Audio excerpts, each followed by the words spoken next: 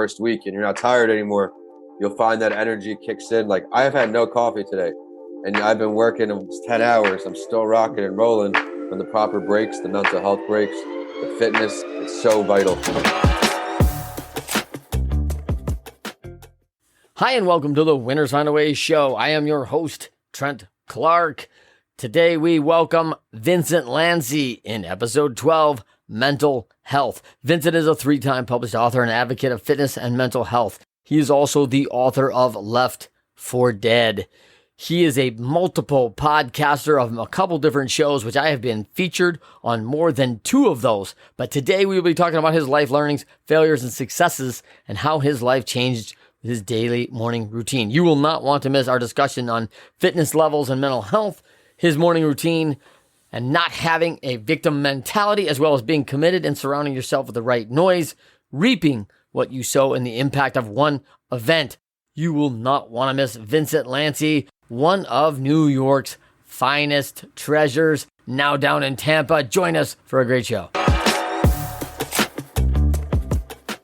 I welcome my man, Vincent Lanci. Vincent, welcome. How are you? Trent, thank you for having me. I'm excited to speak with you again today. Man, I'm loving this guest as Winners Find a Way, because Vincent is the ultimate winner. Man, I'm telling you, our show is one of unique. We bring a lot of great people in, and one that are just always special to me. And so this is another special Memorial Day edition of the Winners Find a Way show. I am wearing my Freedom shirt, Land of the Free. Little shout out to my 9 Line apparel, which they kick butt down in Charleston, Georgia. And super excited to have Vincent. Let's talk quickly about the premise of the show. You're here for the first time. Have you ever faced stiff adversity and the losses are mounting and you need to find a way? Well, you came to the right place to talk some shop. If you're already an entrepreneur, a business leader, an elite athlete, you're looking to become one of those things, and you're on those journey today to being elite, we got some stuff for you. This is the podcast for you right here. This is the show, because I've got folks that always deliver high quality content. Today is no different. Vincent, great to see you. Tell us where they can find you, my man. You can find me at vincentalanci.com, Lanci. All my handles are at Vincent A. Lanci, and YouTube as well. Beautiful. So let me introduce. You're going to take some questions for Vincent at the end, and I welcome all of them, and I'll be watching. I'll be monitoring the chat. If you're on and you've got questions, feel free. I will get that at the end. I am excited about some of these questions that we have already set up for Vincent. But in addition, let me introduce Vincent a little bit. This guy is a native New Yorker. You might be able to tell how you see him, right? But he's living in Tampa with all the rest of the New Yorkers who came down. So his mission, help others through my story and experience. And man, does this guy have some experience I'm excited about. Suffered a severe TBI. Tell him what a TBI is, Vince. TBI is a traumatic brain injury when your head experiences something in a trauma state, and usually has a bit of recovery to go along with it. That's right. That's right. Now, most of us may know the TBI term if you saw the movie Concussion about the NFL and the challenges as we hear about traumatic brain injuries. But Vince's life and his experience is very different. Being involved in a hit and run accident in his early 20s. This guy has written a book called Left for Dead. You need to go pick it up.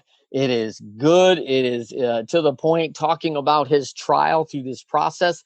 He is, in fact, is a 3-time published author, and his newest, Mr. Lanci Talks Mental Health, with a couple of friends of ours who helped him along as an author there, is just another phenomenal read and a great resource for your young adults, for your kids, talking about mental health. This book is written very specifically to help people, just serving again Vince's mission. Coach, speaker, podcaster, Vince, welcome to the show, my man.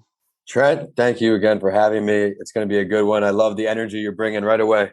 Yeah, we don't mess. So tell Vincent, tell all these people, hey, I'm going to go on Trent's show.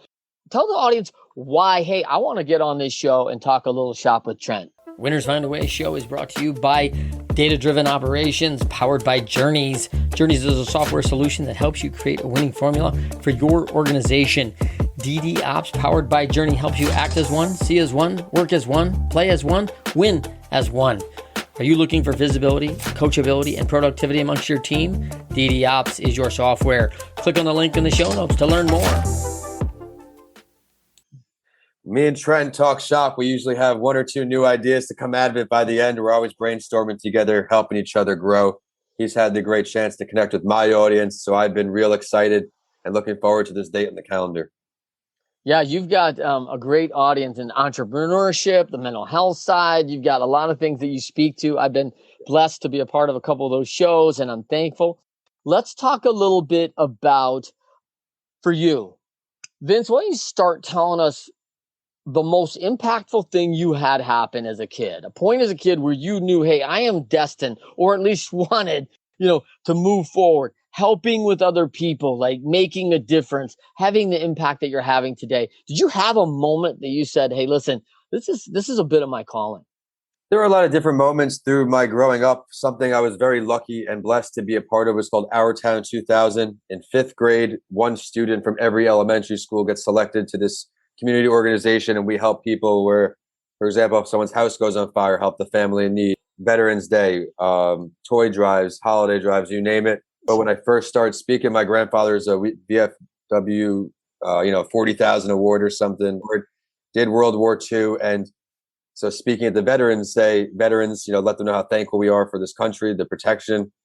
That's where I first started feeling, okay, giving back is going to be something I do forever. Fifth grade, that was till senior year.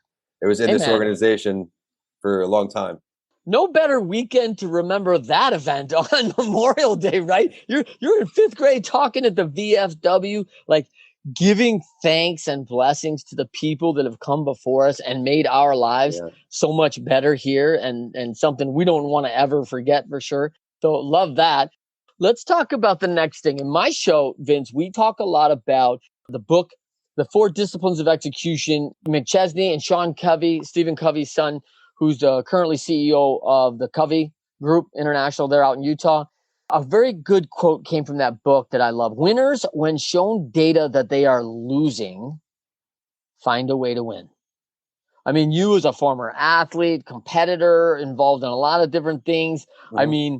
Faced life and death challenge. Let's talk a little bit about your background that allowed you to overcome one of those life and death challenges.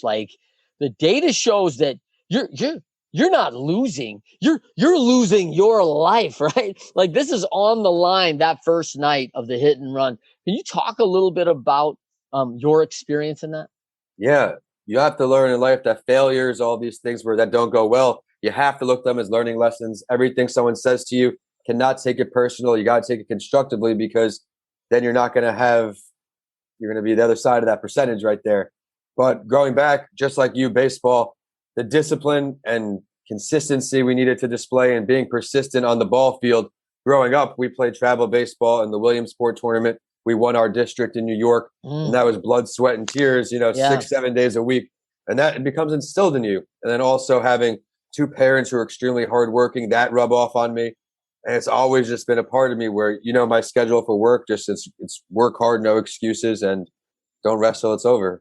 Well, I love what you just pointed to there as you talk about Williamsport. For people that don't know, that is the Little League World Series that everybody watches on TV every year and watches, the U.S. versus Taiwan or whatever, right? You got to win your district. And there's countless major leaguers, by the way, who played in it, right?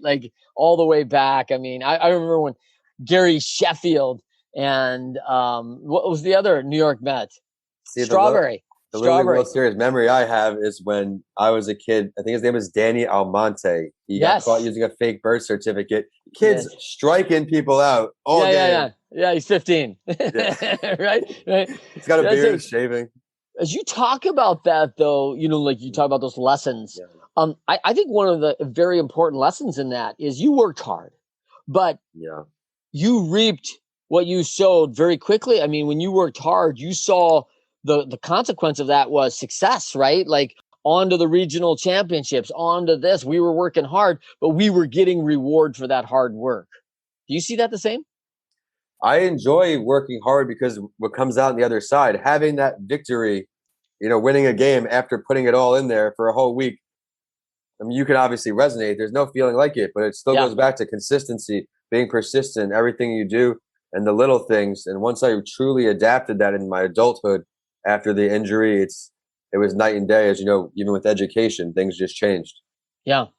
Let's talk about as you're fighting for your life, right? Like, I mean, this is touch and go. At one, and you do really a good job in the book of talking about, hey, the first night is, hey, and this is how fast it changes, right? The first night is, hey, will this guy live or die? The second night is, will he? He looks like he's going to live. Will he ever walk, talk, and feed himself, and be able to have any kind of normalcy of any life, right? I mean, these are decisions that are happening by the hours, right? Not by like, oh, let's take a month, think about it, right? This is happening in real time. Let's talk about the superpower that separates you from others. What you came away from all that and separates you, catapults you into that top tier.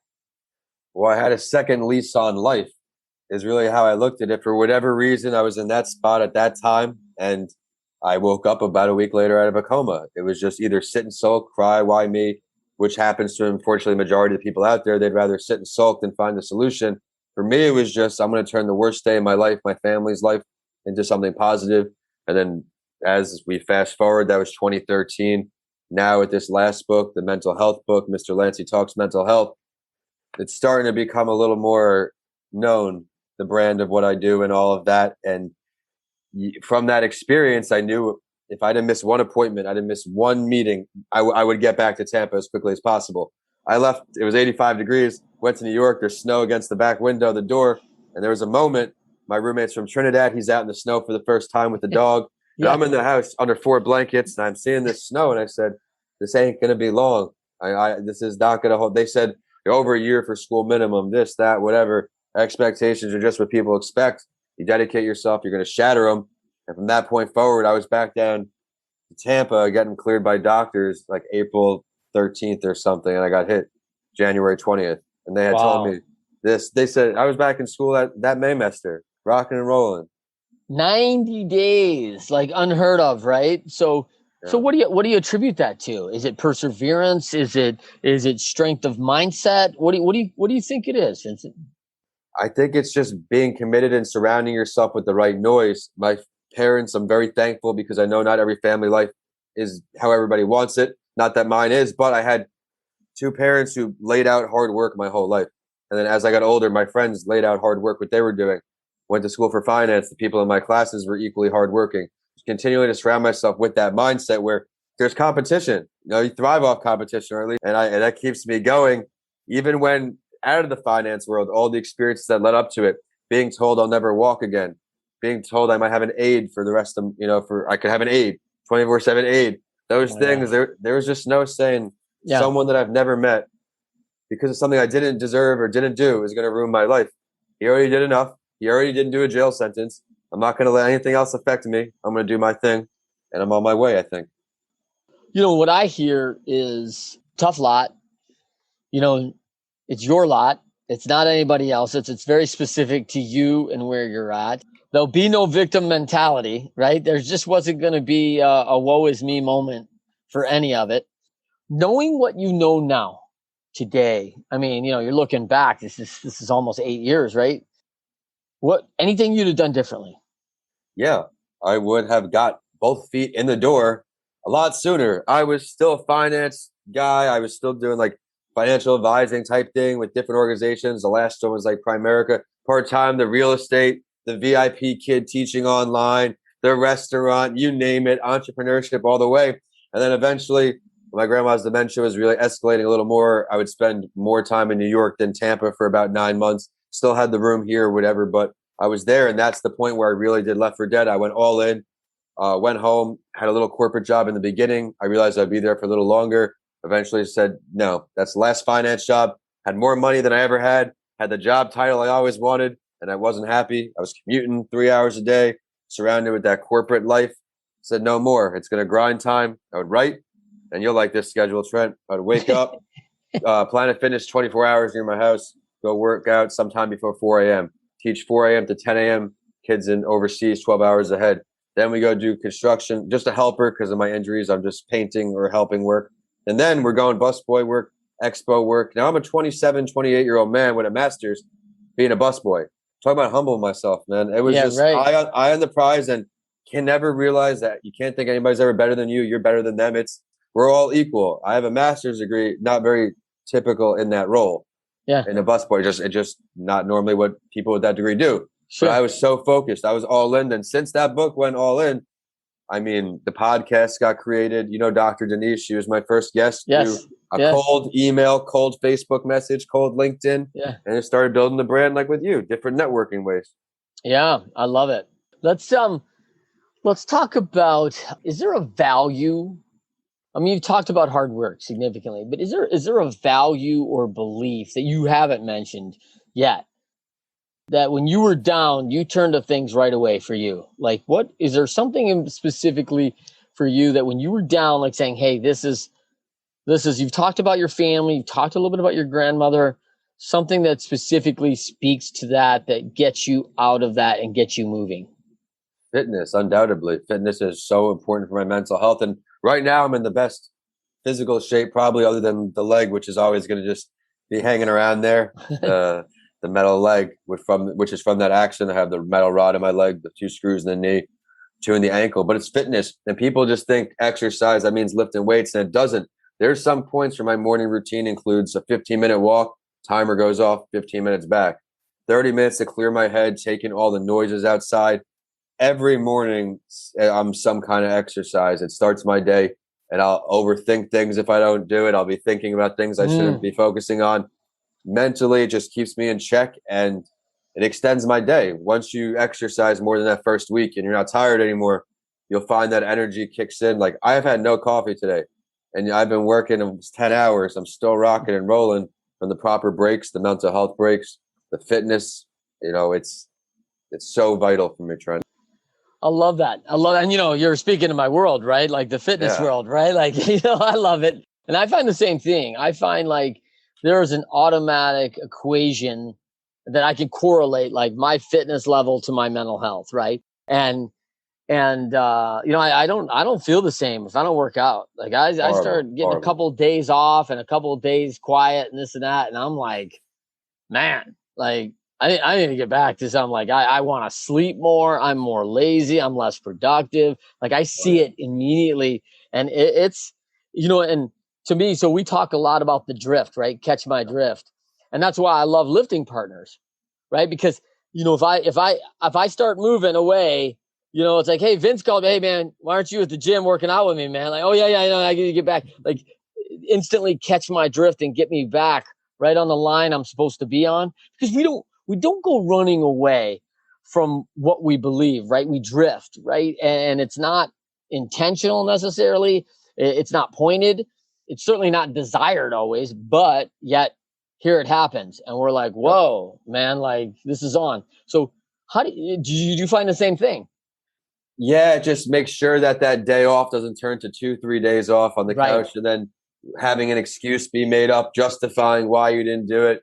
I'm pretty hard on myself when it comes to fitness goals and all of my goals, which have no longer really, there's no time limit on my goals because I've been tending to really shatter every them all of the time. And I'm very grateful for the ability to stay motivated. It's just small wins in the right direction. Even the other way, now we're talking just building momentum, small wins. Like I got my mental health podcast sponsored recently.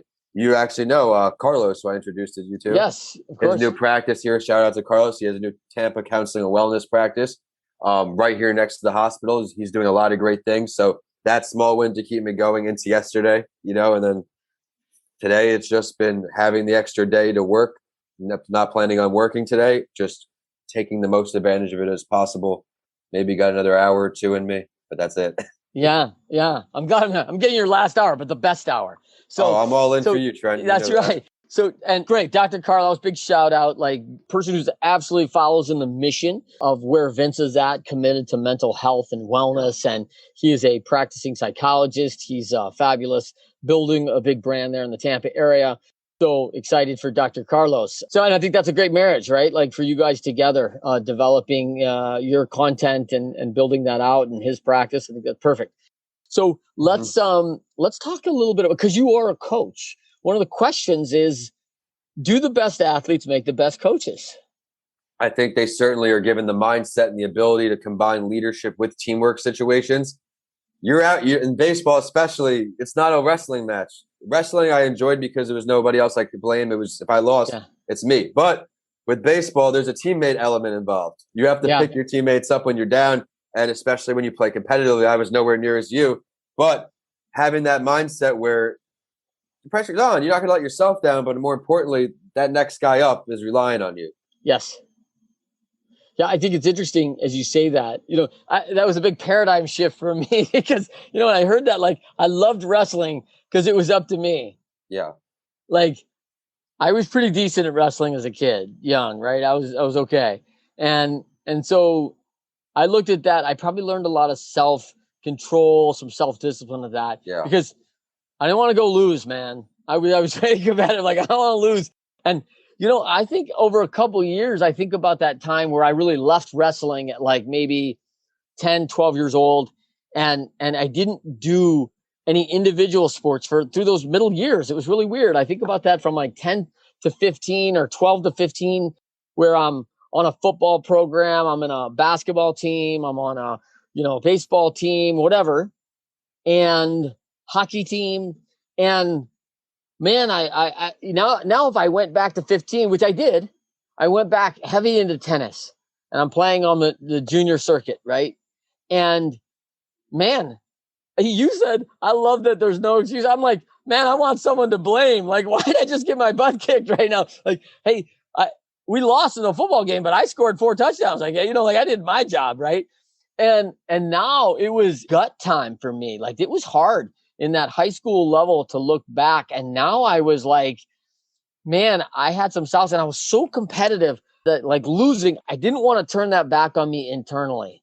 And I was having friction in battling that internally. Like, I didn't want to think bad about myself because I was, the guy, I think I can, like self-positive affirmation. And now I got to go, man, I just lost 6-0, 6-1 to Todd Martin. Like, this guy, I didn't know he was going to be like the 4th best player in the world at the time, right? All I know is that he just whipped the snot out of me, right? And I was like, man, I wish I could blame Lanci or somebody on the team who mic'd it up. Like, I got nowhere to go except I got to go get better.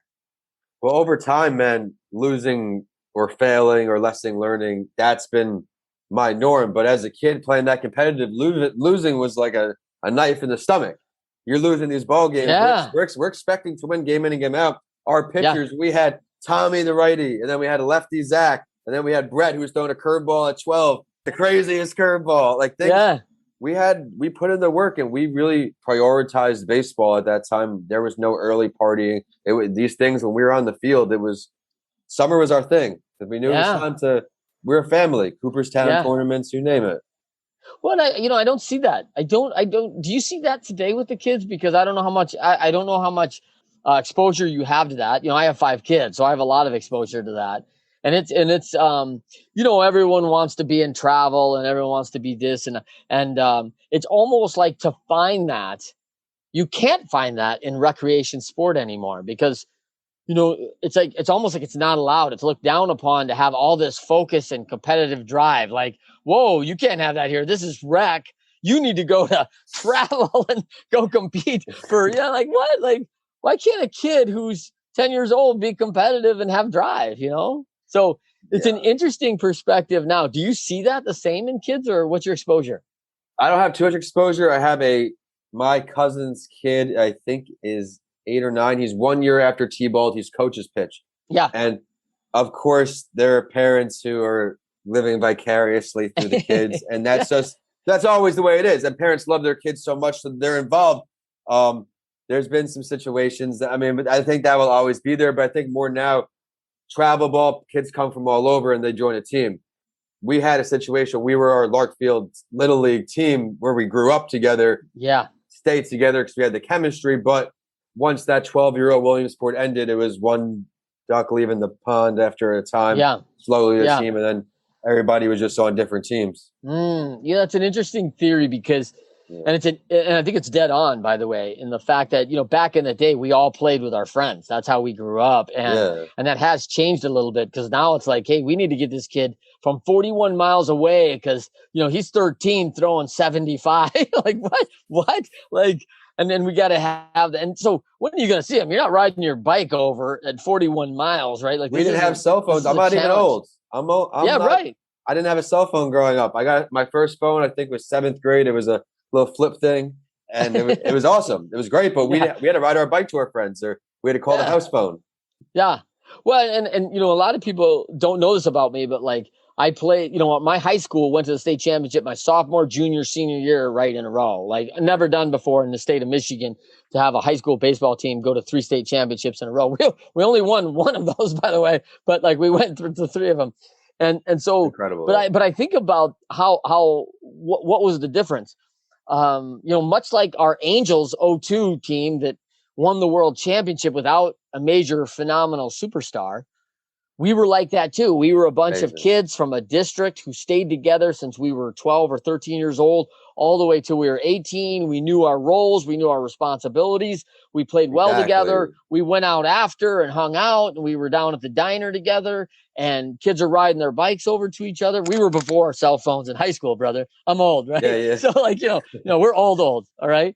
And so, I think about that, and I think about, man, there was so what do we need in those teams, right? We need that trust amongst each other. We need to be able to have conflict and know that we're still friends and we're trying to do our best together, and we're all committed to the mission and the vision. And man, that's a big difference because that's hard to bring when you try to bring a bunch of kids and stir the pot together. Go, hey, you're gonna all make this great cake together. And you're like, superstar syndrome. Yeah. Everybody wants to be a star. When kids like us growing up, we had our roles. We didn't have to love our roles, but our roles were our roles. If you're a starter, you're a bench player coming in. In Little League, there's rules. Everybody gets, all that. So strategy comes in. We had one guy, the backup middle infielder, backup middle outfielder, corner, the whole 9. Yeah.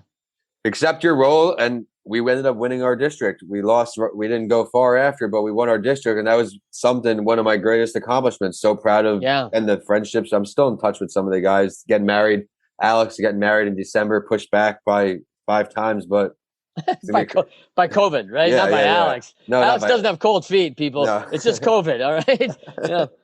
So, all right. So let's talk about. I mean, you've had a lot of success, Vince, but you've also had some challenge. You won a lot. What's the best battle that you've conquered in your lifetime that you absolutely point to? I mean, there's a clear one there, obviously, but like, what's most intrinsic to you? I think it would having the ability and courage and persistence to go, not just the accident, but go back to school. Like I said, the giving up was the easy thing. I had to wake up and ride an arm bicycle every morning. If you never had to do that, that is probably the most tedious thing you will ever do. You will hate yourself real quickly. And in my book, I talk about that. I mean, Left for Dead with the journal, but there's a point where I was taught, once you're not on level 0, well, I'll start here. When the nurses asked me what school I was at, when I started not getting out of it after a coma, I said Pulaski Elementary School. I thought I was a 5-year-old boy when I was a 21-year-old finance student at college. So then once I snapped out of it, you start losing the denial, which was the turning point, accepting everything. Okay, I'm not riding this arm. I can ride an arm bicycle. I don't need to do this. And I would start pretending to play sleep. And my mom would have to bribe me with a Big Mac. They had a McDonald's in the hospital. And I was never like overweight or anything, but I always loved McDonald's. I don't know why. so then she would ride my wheelchair. We'd go over to McDonald's, and that would be my, just getting the ball rolling, getting back, and that was where I started not just missing the appointments. As much as I didn't want to go, that helped kick me in the direction where we're going to go because of the Big Macs. Then we're going to go because we're getting out of the hospital. I had no release date because this brain injury is a day by day, week by week, month by month thing. Some days were a year ahead, and the next day was 5 years back. So it was just a nightmare all the way through it. And it was just get what I have to get done, and then I can go home. I thought it was a hotel. I wonder how much McDonald's has inspired kids, because you know what, kids will go through the wall for a soft serve cone, man. It was that or the cafeteria. So it was all in if I had the opportunity to grab it. Yeah, maybe you need McDonald's as a sponsor for your podcast. I think they should come along because McDonald's has inspired millions. As parents, I don't know if I want to be inspiring or bribe. I'm not sure which one it was, but McDonald's has served many a time, with a McFlurry or whatever, the taster of choice, right? But McDonald's serves and gets us going as much as we go, oh, their food quality, yada, yada, It yada. was a Well, college life. McDonald's was still a oh part of man, that budget, and it's it affordable. was. Oh yeah, well, Yeah. I mean, thank God I'm not really too big into it now. Every so often I'll drive by and cave because I'll use my cheat meal, but it's not like cheap fast food anymore. It's I can get a real healthy food cheaper at Publix or something, a pre-made meal. Yeah. Yeah, a lot of competition in the market, right? Now it's changed. I mean, I was blown So away. let's here's a question I have for you. You got great insight on a lot of people, and most people hold up a mirror to themselves and look for things that they could be doing, whether that they're the proverbial mirror, of my emotional intelligence or my leadership capability or my fitness. Or what do you think when you've had to do this for others? I mean, what do you think when they hold up that they don't see that they might be missing? That's really important. Usually blinded by things that are just right in front of you. For example, one of my shiny object syndromes I've recently been trying to transition was Instagram. I would be so focused on 6 episodes per podcast, yes, all of these things, never translated to revenue at the time, never translated to more downloads necessarily, and I wasn't getting paid. People that have money, not that they're not on Instagram, they're more prevalent on LinkedIn, Facebook, and YouTube. So my learning lesson now is just like, all right, pump out content on YouTube, get the show links on YouTube, all of these things where I'm just thinking I'm doing everything, I'm rocking, I'm getting followers, cool. Yeah. But they're not buying anything, so they're not even the right followers. So now I'm just so much more ambitious and aware to network with people every single day that are in my realms. The podcast now, I get emails filling my calendar for those, so I'm very grateful. But I do reach out still because I have my own goals of 50 interviews in all 50 states. I want to interview each state. So if you're listening on and you're a founder of a company, check out my at that entrepreneur show on what Instagram. states do you still need, man? What states do you think are going to be hard? I have half. I'm 25. Oh, you do? Okay. But all right. My first season was probably, I don't have my notebook in this room, but Tampa, Florida, Texas. Yeah. Maybe 1 or 2 different ones. And then you start to get now Michigan. Oh, was I season 2? Was I season 2? You were season 2, yes. And now this past season, let's think. We've had episode 1, United Kingdom, episode 2, Seattle, Washington, episode 3, Denver, Colorado. This week, Atlanta, Georgia. Next week, India. India, nice. The week after that is going back to Ukraine. You know what I'm saying? Like, and that's just all persistence to networking. I used to be so scared. Northwestern Mutual, making the cold calls, like no, it gets shut down. Now it's like sometimes I know they're going to say no, so I don't hope for a no. But then I learn and I tweak it. My LinkedIn open rate, like opening the message I had, was like 27% in my first runs. And then I tweaked it a little more, and then now like about half the people open and answer it. Cool. I'm recorded on all 4 of my shows through Labor Day. It's nuts. Nice, man. It's nuts. So take the summer off, bro. So next few weeks, spend some time with my family. And I have catching up to do, like, other goals, audiobooks, things like that nature. My Spanish, I have a little collaboration coming out, and there's things I want to do, but podcasting week by week, I'm sure you can relate, not having the guests lined up. My anxiety, it's like one of my few anxiety situations that still exists this far after the accident, is when those guests are running low. I haven't missed a week since December 2020 on the Entrepreneur Show, and the mental health break a few weeks after. So I was like, I'm getting this done, recorded, lined up, and then I can focus on new endeavors and not compromise the value and integrity of guests by waiting for the last minute. You're a 2-time guest, value just like Trent all throughout. It's awesome. Well, let me know. You need help with anyone in the other states. I mean, I'm always happy to help. I got, it doesn't mean I can't record more. I can always put more on the show. More people can get bonus episodes. So, all right. So let's talk a little bit about questions that we have. As we look at this, let's talk about current challenges of being an authority. a lot of people are like, that's a role of responsibility now. These are these big iddies, right? We talk about in leadership in my company. It seems to be less of an attractive position now, given all the cameras, the media spin, everyone waiting in the wings to question your decision, not only privately but very publicly, right? So tell me about what do you think of the current challenges as an authority in an area? I mean, it is wild how publicly the criticism can become from people that I find that the most critical individuals are people who probably wouldn't attempt a task they're being critical at. For example, being on camera or speaking or a type of content where you'll find most people don't post, they'll just comment, which is fine. And I've also found the more, I wouldn't even call it success. I'm still on my way. I've had a lot of ups, but I've had a lot of downs. I've done a lot of good stuff. I've got a lot of future announcements, but I still haven't done some things, even though I'm doing it, whatever. The lack of support, my support's gone down as I think I've become more successful on my social media platforms. As far as likes, comments are up, which is cool, and that's what it's about, interaction for me. But as a younger guy, social media is very prevalent in my generation. It came Yeah. out when I was in college. I got hit by a car when Instagram came out, so I'm brain injury in my bed, depressed, watching my friends have a great time. Social media is a part of our lives, and Yeah. now it's something that I'm just, it took practice, and not practice, I should just say persistence of my mission to not care about whether someone liking my photo on Instagram matters, because they're not writing my checks and they're not introducing me to companies to make a difference with. Everything I'm doing is just transitioning, as I mentioned, to YouTube, Facebook, LinkedIn, more targeted connections, more targeted marketing on my posts. I'm able to put the link for my shows, the link to certain things I do. I'm getting more interaction with people messaging me on LinkedIn, on Facebook. So that's the feedback I'm really taking to heart. Not really as much as people not, okay, not, I don't want to sound the wrong way. I'm not qualified to give advice on every topic. I wouldn't go to a teacher for advice on how to fix a car.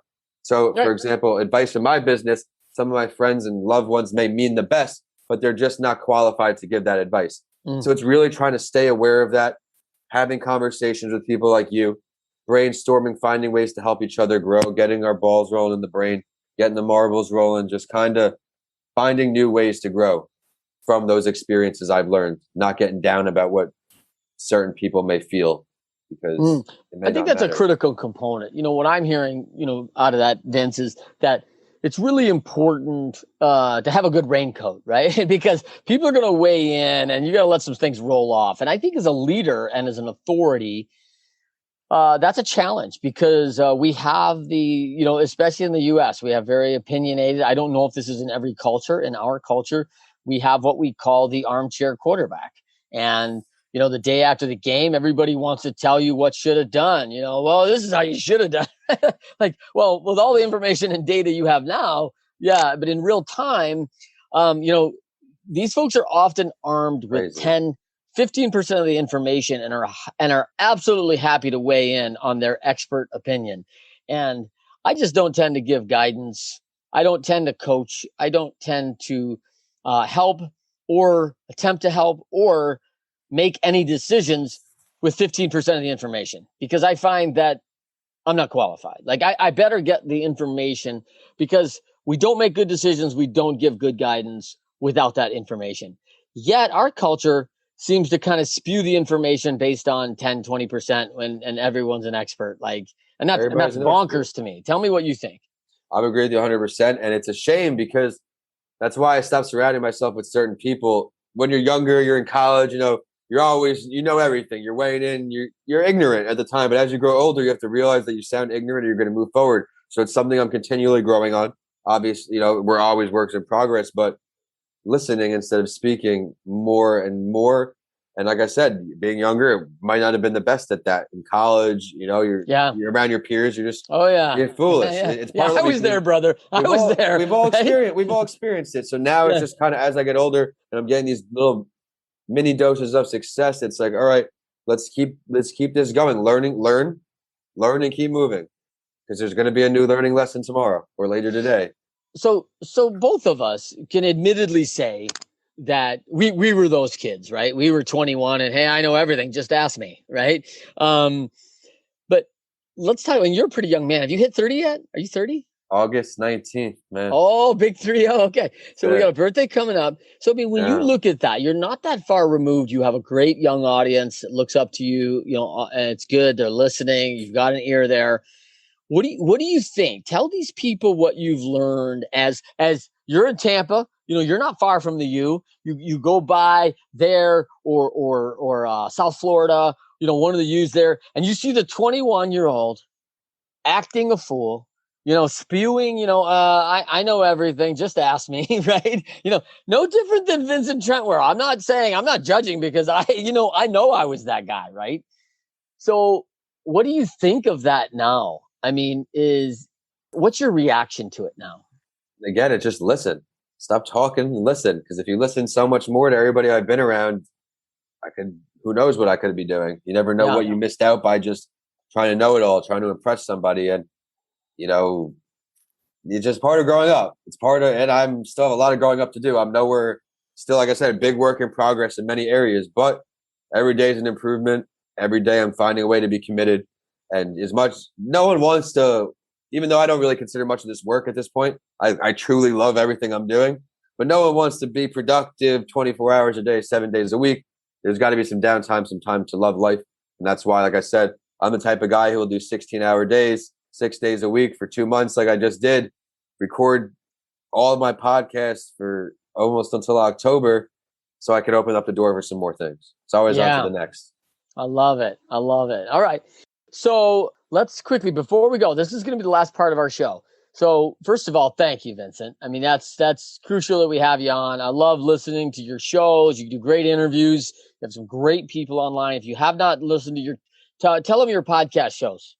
Yeah, so just migrated to 4 shows. We're going to start with the podcast, though. The first one is called That Entrepreneur Show. Yep. The definition of entrepreneur I use, as there are certainly many different and a lot of misuse, but mine is founder of a company, of a brand for at least 1 year, because I found that if you don't have at least a year, your learning experiences probably aren't going to be there. And I'm only a 7, 8 year guy. I'm not trying to sound prideful. I'm just for the audience. There's integrity involved in the show. Once I'm at 6,500 downloads now there's something I hold up to. I respectfully tell people if they email me, I said, I'm not going to turn down your interview. You're qualified. But one of my goals is 50 states. So every season I can't have New York, Cali, Texas. Those are the people that reach out a lot. Yeah, right. Good. But then the next one, and that's for not just entrepreneurs. That's if you have an idea, you want to expand your business, you just need some motivation. Tune in, because you never know whose journey can inspire you most. Where trends from, where sports trend played, trends family life. Something might click for you. And that's my advice in a lot of things. But the mental health break is number 2. Interview a different advocate or professional, not just doctor, but Debbie Lundberg. She is a mind coach, so she has that perspective of mental health. Robbie Crabtree, a guy I just started linking up with out in Texas. Phenomenal guy. He was an attorney who lost a clear-cut case because the jury found that emotions were more involved than the facts. So now he brought the representing people's mental health onto the show. So we have that, all angles to improve your mental health. Don't be ignorant to the fact that we need to improve our mental health, not just kids. We all went through some COVID. Let someone's journey help you. Show number 3, which Trent's episode's coming up pretty soon, is called Vin's Story Share. Same idea, where our stories are powerful, our experiences are powerful. You share what happened to you that can help someone else in similar shoes. This week we have Tony Alexander, U.S. veteran, human resources advocate, diversity and inclusion expert. Tune into that. And then we have Writing with Authors. If you're an author, any published work, reach out. We'll get you on that show. The YouTube shows are much shorter, about 10, 15 minutes, where it's all about you. I want to talk about your work. We inspire future authors. You give some great advice on there. And when Trent's book's ready, we're going to have him on there. You know that. Nice. All right, cool. Let's go with the best way to win. Something that you might want to share with the listeners that we did not touch on today. We talk about it like, hey, we're down, we want to win. What do you think the best way to win that maybe we haven't covered? We talked about a lot today, Trent. And before we get going, I want to stop and thank you again for inviting me on. So grateful to be in front of your audience, and I hope some of you reach out. I'd love to connect with a lot of you. But one way to win, we talked about believing in yourself. We talked about fitness, all those things. We talked about learning from your lessons. One more way to win. I would say I'm going to talk about some things I consider myself an expert on in Mr. Lanci Talks Mental Health. I talk about mental health breaks each day, and that's not having popcorn or something junk on the couch. That's taking 15 minutes every hour off the screen, or 10 minutes or 5 minutes as the day goes on, doing some laundry, leaving a dish or two to doing the dishes, and do that. Productive breaks to keep you going. The morning routine, if you go to my link in bio on Instagram, I had an article published about my morning routine where that is something, the gym's obviously a part of that, but that morning routine sets me up for success, and it gives me the ability to work over 12 hours every day. I can give you a quick preview because I know we're running out of time, but alarm goes off. Or if I wake up with a natural alarm, but when that time comes, 15-minute alarm, no screen time for 15 minutes. That's where I do those micro chores where the dishes, whatever. Then we move into the work, 55-minute alarm, 5 minutes off the screen, 50-minute alarm, eyes off the screen. Then the gym. Then we come back, we eat breakfast, and I'm rocking and rolling. That's how I'm starting. Before I waste time on email, getting sucked into one after the other, I write before bed, write down the 3 most important things I do when I wake up. I hit those 2 alarms. It really does. It helps me so much, and I hope it does for you too. If you use it, reach out. I want to hear about it. Talk a little bit. Yeah. We've talked about that 3 before bed before. I mean, that's crucial for me. If it doesn't happen, my day is not intentional, right? It all of a sudden, I'll look up and it's 3:30 and I'll be like, what was the first most important thing I was supposed to do? Like, come on, now I'm up against time clock, potential, roadblocks, potential, anything that could sabotage my day. Any kind of interruption could beat it up and really cause a lack of productivity. So make sure you look for our upcoming ebook, The Pyramid of Leadershipity. Please subscribe to our channel, like our show, 5-star our show. We always bring you high quality content. We love it. If you're interested, any questions, you have comments, DM, email me, find out how we help and you win with great teams. We do that really well at Leadershipity. Finally, Vince, the last thing I have for you is, what's the verse? What's the quote? What's something that you live by, your kind of go-to, hey, this is what I read, this is my thing, I've got, something up on my wall. What's kind of your go-to for you when things are tough? Like, hey, you can go to this and it'll level you right now and bring you back to the foundation of, what's important. Go back to my mental health break. Go back to my fitness. Go back to my hard work. Stick to my routines. I'm going to give you 2 sides. One's obviously God first, family first, everything else second. And that's always with work too. Before my grandmother passed away, every day I FaceTime her. My mother still FaceTime every day. Dad texts it's like that's my life. And the second is, it only takes one. This stems from my first manager, baseball coach, Tom. In that scenario, it only takes one hit. But in life, one connection, one networking event, one person from this watching this can call me and bring me in to speak to his company. We speak on my book, and that's a great event. One event can push you in the right direction, no matter how down and out you are. As long as you stay persistent and consistent, something's got to go your way eventually. And I'm grateful for so far a great year, not just financially, but physically, emotionally, and networking. I mean, it's just been an incredible year. With that, Trent, again, thank you so much for bringing me on, and everyone listening on. If you own a business, running a business, I'd love to speak with your employees with my mental health book. It's something we all need to be proactive about, because if you neglect certain things from this COVID pandemic too long, they will become lifelong hindrances. And I want to do my small part. I love it. Yeah, and I think it's a great reminder, right? And I think that's what COVID's done for us. It's really kind of set us back to what's important. And I like your, God, family. Like, let's start there, right? Like, that's all. The rest of it is just the rest of it, right? And no workout. And not that we don't spend time in that. Not that's not valuable, but prioritizing our time is always good. And we do a lot of audits of time, and people say like, hey, God and family, and then they do their audit of time and go, I keep saying God and family, but I don't usually spend any time with God and family. Like, wait a minute, how's that going to work? So for me, I want to share my quote for Vince Lanci because he and I have known each other a couple years now. I went right back to James 1, 2-4. Consider it pure joy, my brothers and sisters, when you face trials of many kinds, because you know that the testing of your faith develops perseverance. Perseverance must finish its work so that you may be mature and complete, not lacking anything. And Vince Lanci, I always think of you when I read that. And when we think about that verse, I always like, oh man, I'm facing a trial. Oh, well, thank you, Lord. This is pure joy.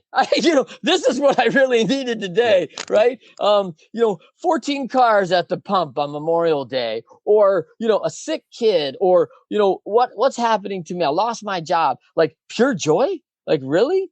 But you have faced many trials, but yet your faith has developed, the perseverance. It continues to finish his work. I see you're mature, and I see as you're completing yourself, as I see as you're not lacking anything with your mission. And I'm thrilled for what's next for you, my man. So for those of you out there, Vince, thank you so much for coming aboard today. Thank you for having me, Trent. Thank you for everyone tuning in. Keep watching this guy's show. It's one of a kind. All right. Thank you for listening. We'll see you next episode on Winners Find a Way every Friday, 12:30 Eastern, 9:30 a.m. Pacific, live on our Leadershipity YouTube channel. See you then. Thank you for joining us for another Winners Find a Way show. I am your host, Trent Clark. If you love this episode, share this episode with your friends and follow us on whatever podcasting medium you're listening to. If you want more content from us, join us at leadershipity.com or the Leadershipity YouTube channel.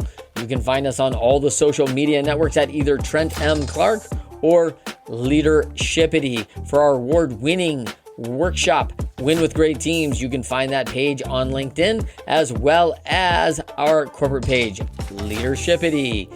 If you want to win more, it starts with you today. Say it with me now. I have what it takes.